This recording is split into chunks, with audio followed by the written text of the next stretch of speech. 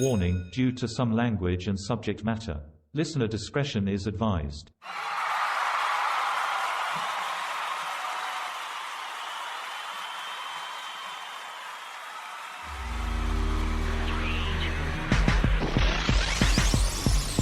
Henry Rollins has a quote that says, "The month of November makes me feel that life is passing more quickly. In an effort to slow it down, I try and fill the hours more meaningfully." In this episode, November is very relevant. This next episode of the podcast is a little bit unconventional. Joining me today are my friends Amanda and Ryan. Amanda is the CEO and founder of Doggurt, an organic-based yogurt for dogs. My friend Ryan teaches and assists with the success of college students at a very prominent university. This is where they are now, but we are going to tell a tale of the road that got them there. Sometimes the bigger the setback, the greater the comeback. Ladies and gentlemen, this is Caught on the Mic.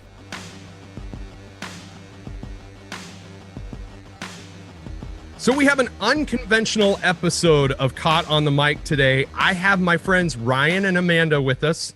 And like I start every episode, without further ado, please introduce yourself and tell us a little bit about yourself. Whoever wants to go first. Well, hello, Michael. I'm Ryan.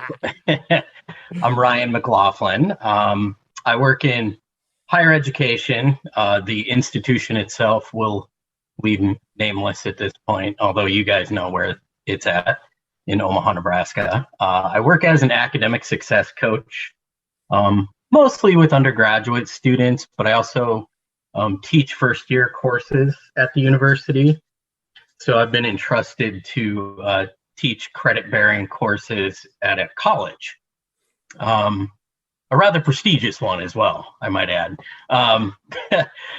Couple kids. I have a daughter and a son. I've been married for 11 years with the same beautiful woman for 21 years now, almost, which oddly enough, she worked with Amanda there when I first met her. But yeah, we live in a nice small home with a couple dogs and work our days away and cause mayhem at night together. The dogs, that's a good Hey. Would you look at that? Hey. take it away. Dogs. I don't even like dogs. I'm Amanda Colanino. I am the owner and creator of Doggurt, which I came up with like 8 years ago. It is frozen organic yogurt for dogs. So I've been pushing away at that the past few years, trying to get that off the ground and running. I have 3 dogs. I foster dogs. My entire life is dogs. That's what I do. Which actually, being your social media friend, it's awesome. Yeah. I was going to say, like, if you're ever having a bad day, like, Amanda's never fallen short of posting a dog video. No. I'm sure many people have unfollowed me because of that, but You foster dogs too, right? I do, yeah. There's one that I fostered before sitting next to me. I'm babysitting her while her parents are out of town. So. Oh, that's fantastic. Dogs 24/7. Yay! So this is an unconventional episode of the podcast. As I said, it is maybe the after school special version of podcasts because we're going to tackle what could be, for some, a very uncomfortable topic, but it's one that I think needs attention, especially in a time following civil unrest like a year like 2020, and after a time where people don't have their normal routines because of COVID-19. Mental health is a struggle right now, as is the topic of this podcast. Guys, tell everybody what we're here to talk about.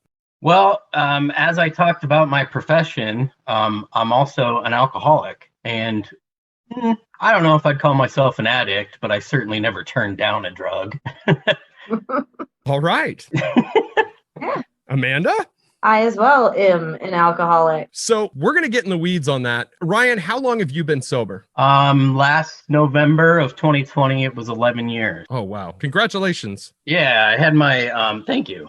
I had my last drink on November 8th of 2009. Wow. And I remember that date well because I was playing a show with an old band, and the guilt following that show and going home and having to admit to the beautiful woman I spoke of 21 years that I had gotten drunk sucked. Yeah. You know, you feel like a real shitbag after being sent away to rehab and then getting out of rehab, playing a show and getting drunk. You know, everybody had their faith and concern with you and went out and said, fuck it, I'm going to get drunk, because that seemed like a good idea at the time. Yeah. So Amanda, how long have you been sober? It was 4 years, November 20th. Wow, November. Yeah, I know, right? Yeah. I mean, a good month, I guess. I know a lot of people that have quit in November for some reason, but Is there something legitimate to that? Is it something about the onset of the holidays and maybe just a little bit of self-actualization usually around that time? Or shit, man, I holidays were always a good party time. I don't know. Like, why would you want to quit right before then? yeah. Right, but that's usually when people turn the volume up. You're absolutely correct. But a lot of people also go into a self-reflective state around that time too. That's why seasonal affective disorder usually kicks off around the holidays. That's why suicide rates tend to typically go up around the holidays, is people tend to have to come to grips with a different side of reality that usually they would use something like alcoholism to escape. So yeah. I don't know. I don't know this for sure. And I am going to make this qualifier here that I am no way any expert or have any knowledge about Dr. Clark about addiction or anything along those lines. I'm just a casual third party observer that likes watching people. Yeah, and I think I would feel like I need to qualify myself as well, that I'm no expert in this. Either. All I know is what I did. Mm-hmm. Same here. I think that's what humanizes us all. Sure. Totally agree. Now to get in the nitty gritty of it. Yeah. So for you, Ryan, when did your drinking start? Oh, I think casually, much like everyone else, you know, you'd find somebody that had some booze on the weekend when you're in high school. But I would say the real partying started in college, 19, 20 or so, maybe even before that, where it got to the point of, you know, getting blackout drunk on the weekend. That slowly progressed. You know, you always looked at folks that you knew, that like that guy at the party who was the most annoying, the loudest, the drunkest, and you're like, oh my God, what's his deal? And years later, in reflection, I can go, you were that guy. Yeah. Yeah. And I don't even know when it happened, you know, like there wasn't that burning bush moment where I went, oh, I'm the drunkest guy here, or the biggest idiot here, or the biggest dick in the room. Right. You know, looking back, you start to realize that. But that progression from that 18, 19 years old really went all the way until I quit 2009. So at that point, I was 32, almost 33. And honestly, man, I was a miserable person then. Because it was you know, when we're young and we're 21, 22, playing in bands and everybody's going out, nobody has kids or really much to worry about other than maybe I got to get up early for work. It was fun. Right. Everyone was there. Yeah. I tell everyone it was fun until it wasn't fun anymore. And it wasn't fun. Like sitting at home every night by myself, putting away a gallon of vodka, like just to go to bed. I know. So is your story somewhat similar, Amanda? Like when you started drinking, or how did you come into it? I was a late bloomer. I didn't have my first beer till I was 20 and a half. And I was down in Lincoln with my friends, and I tried a beer and thought I was shit-faced drunk. And I was like, oh, that was kind of fun, but I don't think it's really for me. And then my 21st birthday, I refused to take shots. I would not take shots.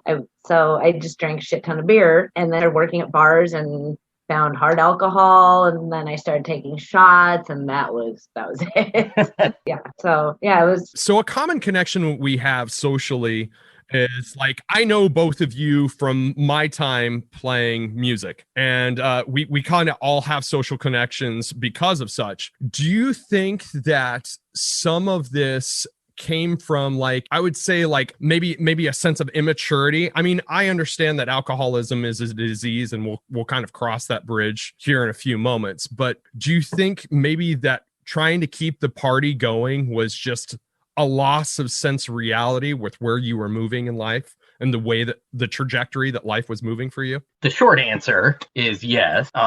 But I and this is actually something I've talked to my parents about, because they've always been huge supporters of the music that I played. And right. I mean, even to this day, my 66-year-old parents will still come see their 44-year-old baby play punk rock, like, right. Which is super awesome. It's cute as hell. I'm waiting for my dad to do some spin kicks in the pit. Whatever. But I started playing in Omaha bars when I was 16. We played our first show. I was 16 years old. It was 92 or 93. And I know that my folks, I've had this discussion with my mom, I feel guilty. Why did we let you do that? And I would never say that was the catalyst. Right. But when you are coming up in that and you think you want to be a rock star and you idolize bands like Metallica, I had a poster in my room of Alcoholica, and the stories of the debauchery of Motley Crue and Guns N' Roses and all this. I don't know that that's the direct correlation, but I certainly think about it and go, if those were the type of people that I idolized, is that what I gravitated towards? It might not be correlation, but it's definitely influence. Yeah, without a doubt, and I think that just carried forward into the days of playing shows. Once you get to be 21 and you have a show, like, what is it? The show's secondary to the party, really. At least for me, it was after a while. Yeah. Which really defeats the purpose of writing music, right? Like, what do I want to do? Get together with everybody and drink. It's a hard actualization to know that sometimes your purpose isn't to be there to entertain, is sometimes your purpose is there to sell drinks. That's their business model. They want to get as many people in the door as possible. And to where like an average concert goer, somebody below the age of 21 might legitimately be there for the right reasons, be there to be entertained. But realistically, from a bar business model standpoint, they're in the business of selling drinks. Yeah, Amanda was their perfect clientele. That's no lie. So how about yourself, Amanda? Like how socialization in regards to your drinking, how would you describe that? I think it was just everywhere. I mean, booze was just everywhere. Even, in high school, I didn't drink, but if I hung out with friends, they were always drinking, and then we went to college, and that was pretty much the reason you went to college, was to go party and drink. And, it just, then we found music, and, you go listen to music, you have a drink in your hand the whole time. So it just kind of snowballed. And, and then I think in college, I became really aware of my anxiety and my social anxiety. So then the drinking became a huge coping mechanism. I would go to the bar, have a panic attack, have to go home, sit by myself for an hour, chug a few beers to be able to go back and hang out at the bar to continue to get shit-faced drunk and then see where the night took me. I'm glad you mentioned that, because there's a biochemical element to this. I have not drank in about 3 years. And it's not because of anything that I feel developed into a form of alcoholism.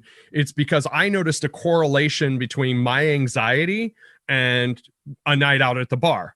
So one night out at the bar, I would get drunk. I would spend the whole next day trying to call people, apologizing for things I didn't even do. And I would spend the whole next, one night of drinking, I would spend the whole next week miserable in almost like a downtrodden state of depression, which was just completely unexplainable. And I would have panic attacks. And it took me a long time to realize that correlation. It's like, if A happens, B happens. So it's where you used alcohol as a form to cure your anxiety, it might have been the cause of the anxiety. It was 100% was. And I didn't, after you quit drinking, all this stuff just smacks you in the face. Oh my God. Right. Yeah. The anxiety was totally from the booze. and it was just making it worse. Yeah. So, Treating anxiety and depression with a depressant. right. Yeah. Right. You know. And then I was on Paxil on top of that. And that was just, I was dating Dave Collins at the time. And he's like, dude, I am legitimately worried about you. Like him and my friend Megan had an intervention basically because, I mean, I would pass out so hard.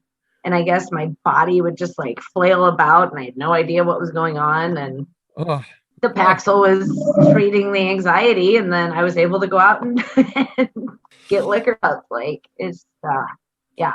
Ultimately, for the both of you, what was the catalyst for you getting help? Have you seen that TV show Intervention? Yes.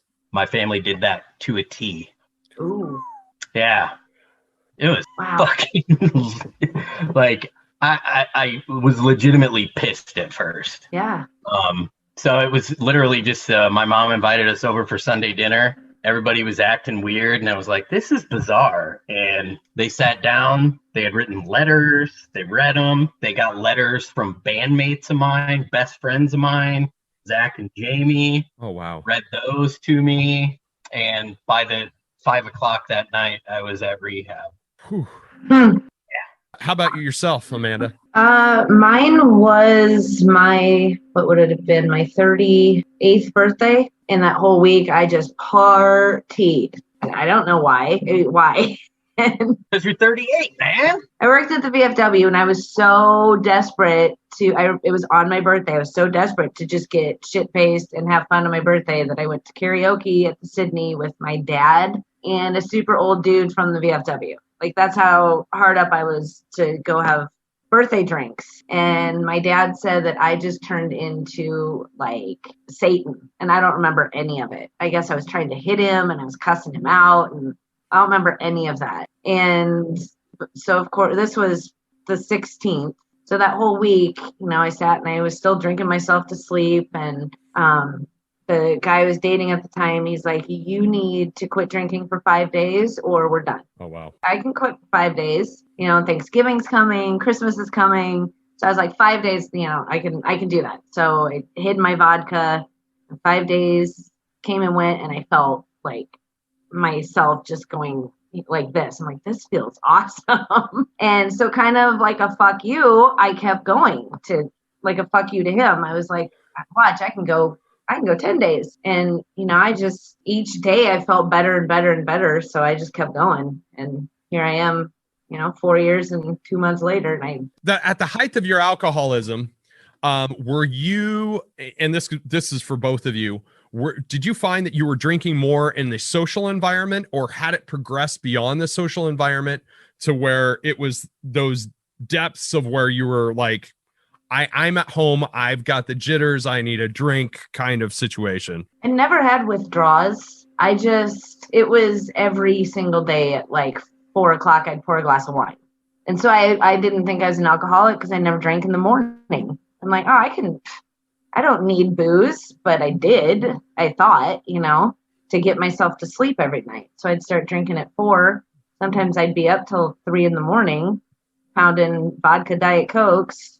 So I would black out to do it all again the next day. So, yeah. How about you, Ryan?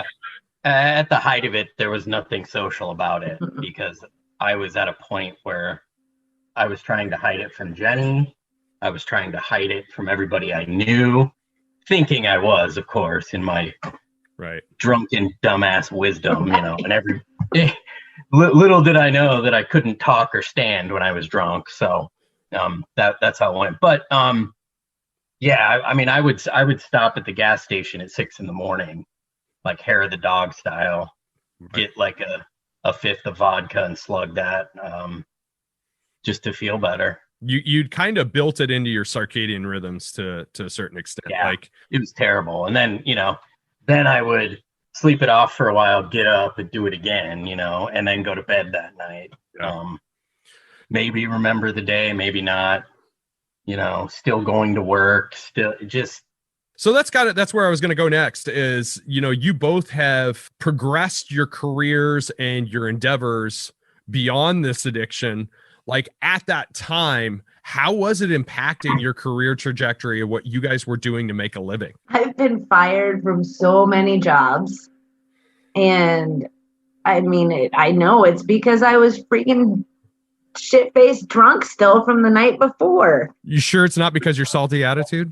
Well, it might have been that too. I mean, Yeah, come on now. I mean, come on. Come on Let's now. be Who are honest. we kidding? Let's be honest here, duh.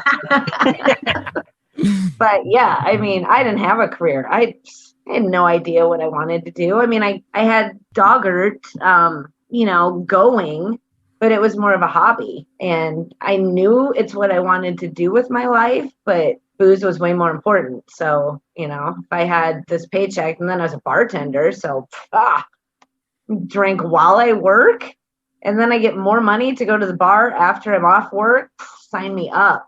So I did that for, the past 9 years or whatever. Wow. Yeah, I actually worked the same job during the whole time that I was an alcoholic. I don't know how well I hit it. There was definitely those call-in sick days because I was too shit-faced or whatever.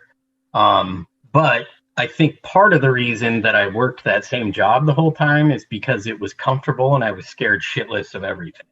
Right. I was scared shitless to grow up. I was scared shitless to admit I had a problem. I was scared shitless of everything. I had an undergraduate degree at that time, but chose not to use it and just continued to work the same job due to the fact that I was just scared of everything. Yeah, that's understandable. In your time of sobriety, I'm sure you have also become a third-party observer to a certain degree because you see other people going through this. Is there a certain defining point where it goes from vice to an addiction? And are those two totally different things? I think it depends on the person. I mean, because there's some people that I'm jealous of that can go and have 2 glasses of wine all night and be good. I can't do that. I wish I could, but, and it's the same with smoking cigarettes. I know if I went and took a drag of a cigarette right now, my ass would be down at the gas station buying a carton because, that's how my personality is. It's just... I don't want some, I want more.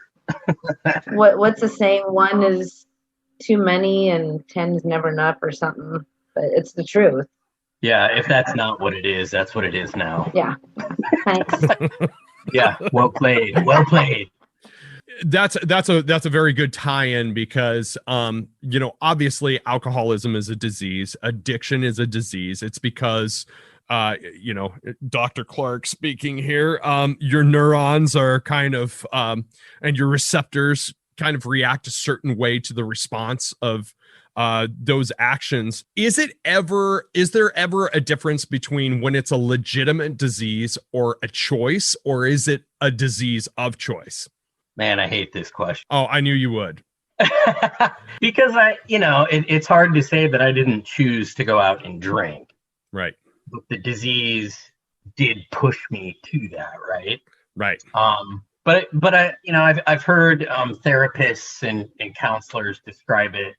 If you had cancer, let's say, you would do what it takes to take care of yourself and get that in order, right? Right. And so knowing I'm an alcoholic, I do what it takes to keep it in order. Right. I do know that if I go have a drink, I'll be right back to where I was. Same here. Yep. There's no in between. Mm-mm. Right. Like Amanda said, 1 is good and 10 did something or something.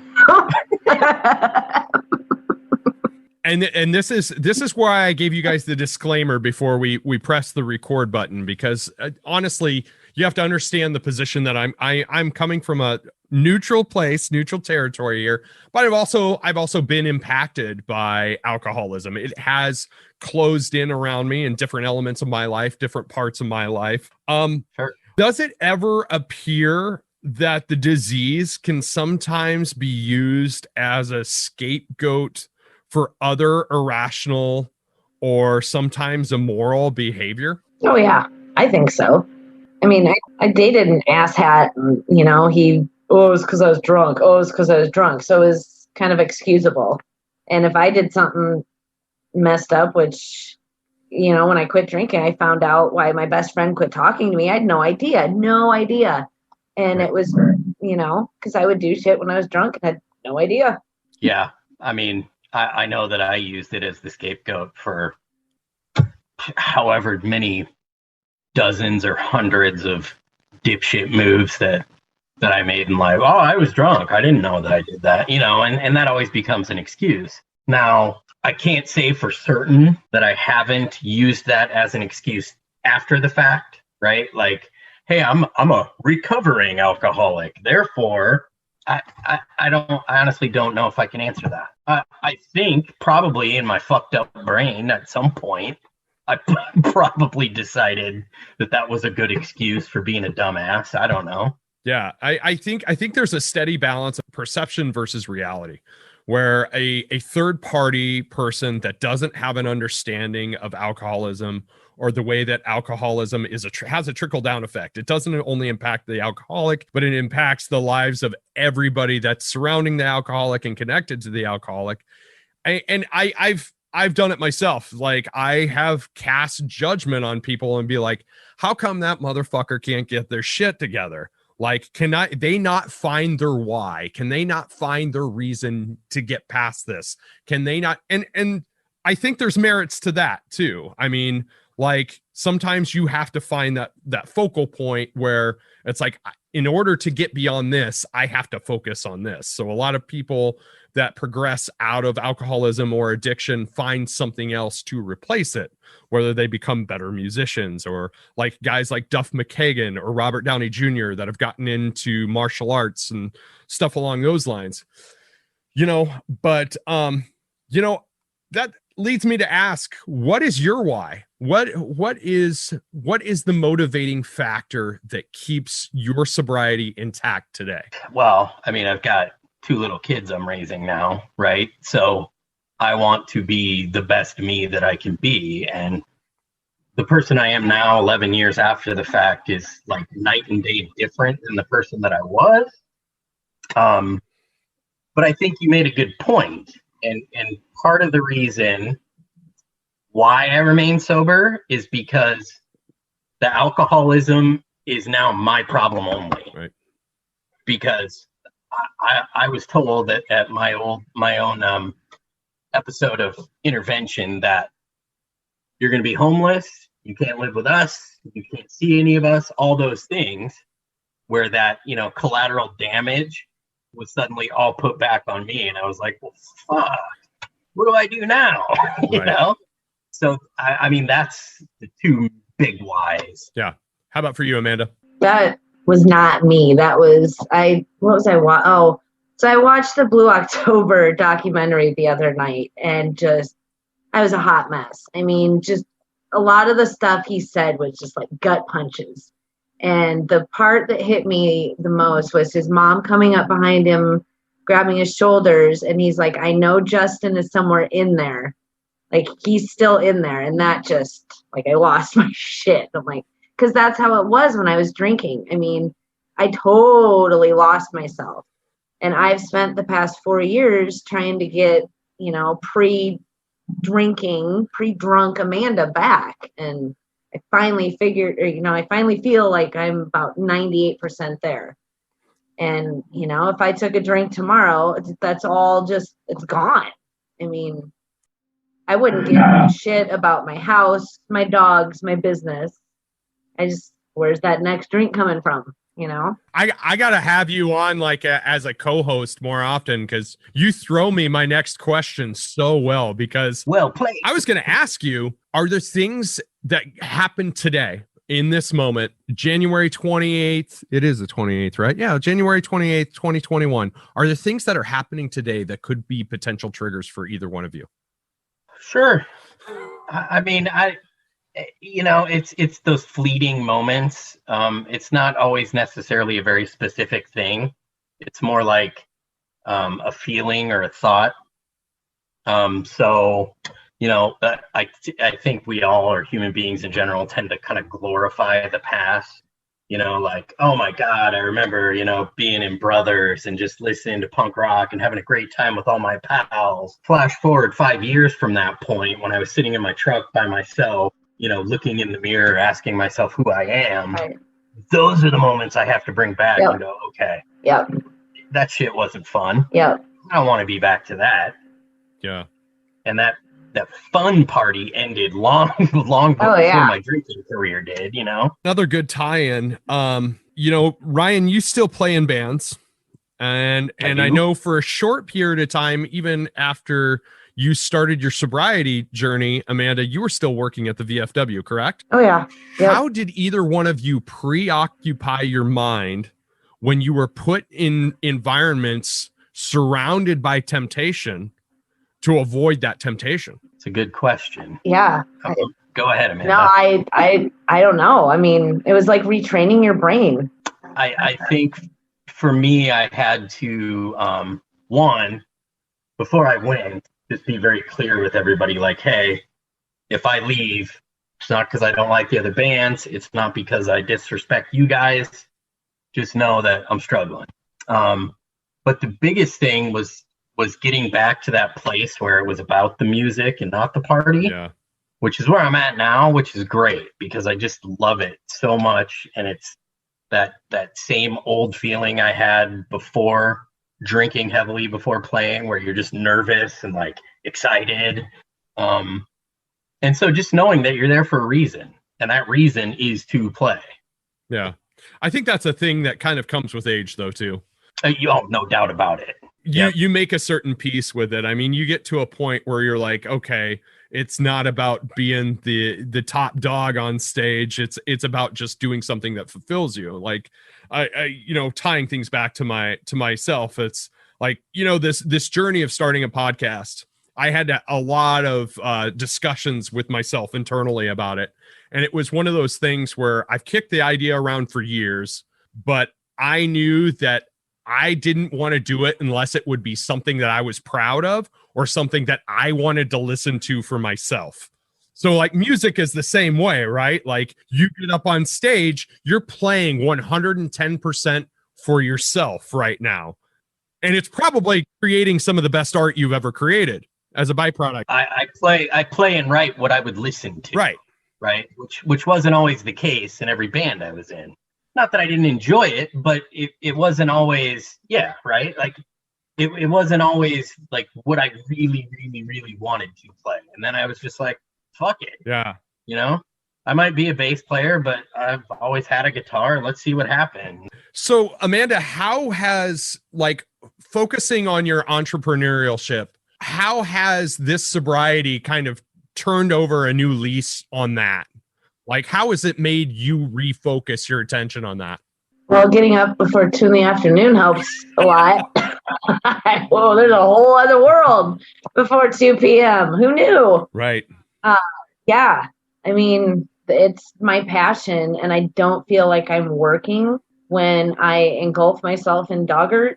So I got rid of all the bullshit, and I'm finally in a place where I'm just like doing what I love all the time. So I don't want to bring anything in to disrupt that. Now let's have a little bit of fun with this. What's something that your friends or family or people that would listen to this podcast be surprised to learn about each one of you? Ooh, I don't know. I'm kind of an open book. I am too. But I think if anybody were to hear this who hasn't seen me in 11 years, like I'm actually pretty friendly. Like I wouldn't call you names and be an asshole anymore unless you started it. Or you're just having fun, right? Yeah, right. Like, good old ribbon. Then I might be an asshole. Yeah. So Amanda, you at one point in life, if I remember correctly, and I've got some pretty damn good memory, you had a passion for journalism. Is that correct? Did, yeah. And I have started writing again, not like journalism, but journaling for myself and poetry. And again, which when the pen started moving again, that's when I was like, holy shit, I'm back, like So that would be something that some people would be surprised to learn, right? Yeah, probably. Yeah, probably because drunk Amanda wasn't very poetic. So if you were to die tomorrow, what would you do with the time that you have left? I'd hug my wife and kids, maybe play guitar, and go get a pack of smokes.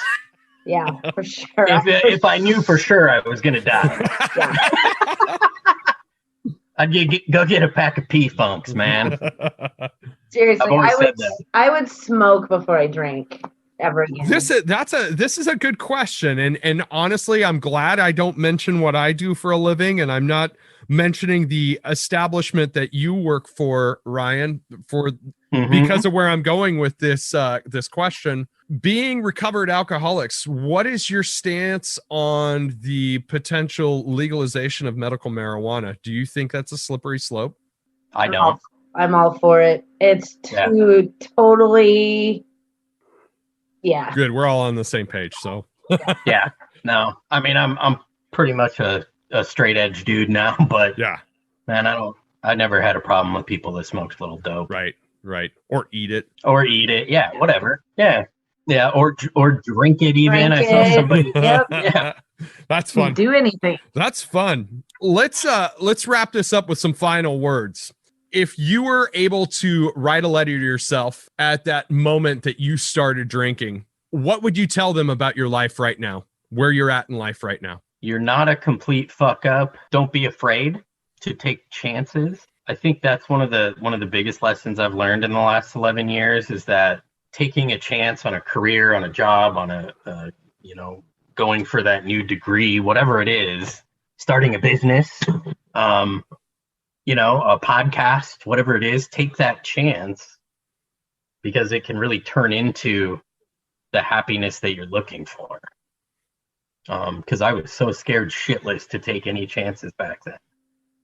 Follow your passion. I mean, I've always been passionate about dogs, and for 20 some years I bounced from gig to gig and I hated it, and then I fell into drinking, and I don't know, I think I would just tell myself, like, you're gonna go through some shit, but that shit's gonna carry you to where you need to be. I feel like, everything behind me, I took a little piece of it somehow, some way, and brought that with me, and here I am. Yeah, no doubt. I mean, because I think a lot of people, at least in conversations I've had, like, God, don't you have so many regrets? And I'm like, I mean, sure, everybody does to a certain extent, but I also wouldn't be right where I'm at right now if I didn't go through that stuff, Right. I mean, Yeah, I'm right there with you guys. Like, I've had so many, ex-girlfriends and ex-wife, ex-friends that are like, man, you wasted so much of your life doing music. And it's just like, did I? Like, the thing is I can tell my kids stories that none of their friends' parents are going to be able to tell their kids. And it's very fulfilling. I'll leave it at that. It's a very fulfilling story. Was it perfect? Absolutely not. Did I fall on my face and fuck up a ton of times? More than I can count. Even today, am I exactly where I want to be?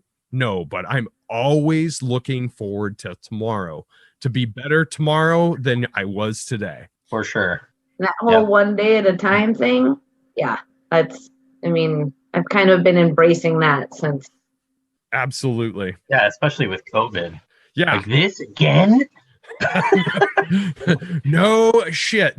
Now the hope is that if the vaccinations, if we can get 60 to 70% of the country vaccinated by July or August, things will start to somewhat resume to a sense of normalcy. And hopefully.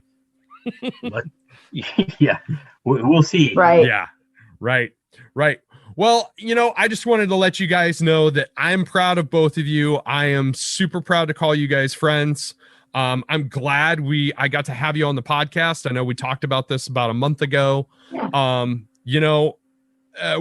Another reason for me starting this for myself was to reconnect with people again. I'll be honest, I was in my own bad headspace, Just kind of honing in on being a parent and honing in on their career, you kind of tend to lose sight and you get tunnel vision and you don't pay attention to the other things that are important, and relationships with folks like you are definitely important. So again, I'm my gratitude to you guys. I love having you on. I love you guys. Thank you very much for being on the podcast. Thanks, Mike. I appreciate you having us. And it's cool to be on with Amanda too, because I love seeing friends from the span of many right. doing cool shit, man. That's what it's all about. That's what it's all about. Once again, I want to thank Ryan and Amanda for coming on the show today. That is a big ask for somebody to be so open and vulnerable. I appreciate you doing it on my show. Random factoid, Ryan and I share the same exact birthday, and we have a little fun game where we post messages on each other's Facebook page every year. One editorial note in regard to myself. In this episode, I stated that I haven't drank in 3 years. Now, I have had drinks at special events on a few occasions, but for the most part, I have not drank in 3 years. I just want to make sure I'm fully transparent. Hey, if you get a chance, go to your favorite podcast app, give us that 5-star rating, go to your social media, share the Caught on the Mic social media pages. We need to build that following. We need to keep creating good content for episodes to come. This has been Caught on the Mic with Michael Clark. I am Michael Clark. Until next time, thank you.